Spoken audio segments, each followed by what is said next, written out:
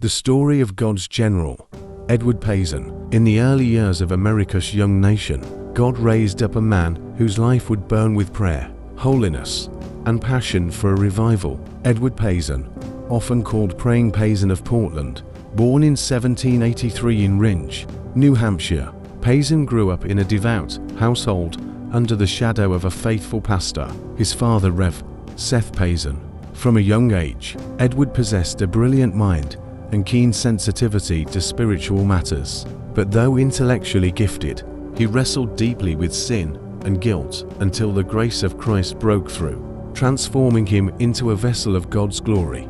By his early 20s, Payson became pastor of the Second Congregational Church in Portland, Maine. There he would remain for his entire ministry, marked by unshakable dedication, fervent preaching, and extraordinary prayer. His contemporaries testified that the very atmosphere of his church was heavy with the presence of God.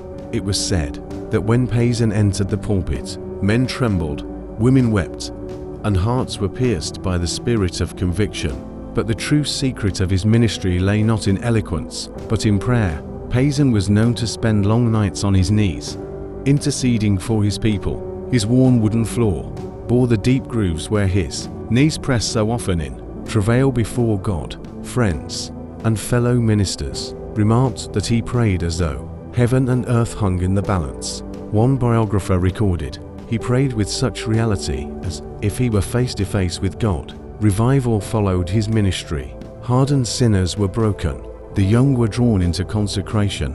Portland itself was stirred, not by programs or campaigns, but by the overflow of one man's communion with God. His life, however, was not free of suffering.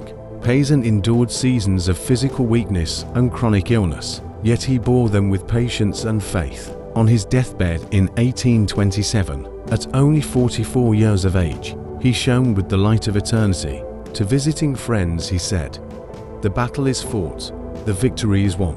I am going to bathe in an ocean of purity and benevolence, and rest forever in the bosom of Jesus." Edward Payson's story remains a challenge to every believer, that prayer is the true engine of revival, and that God still seeks men and women who will bow low that Christ may be lifted high.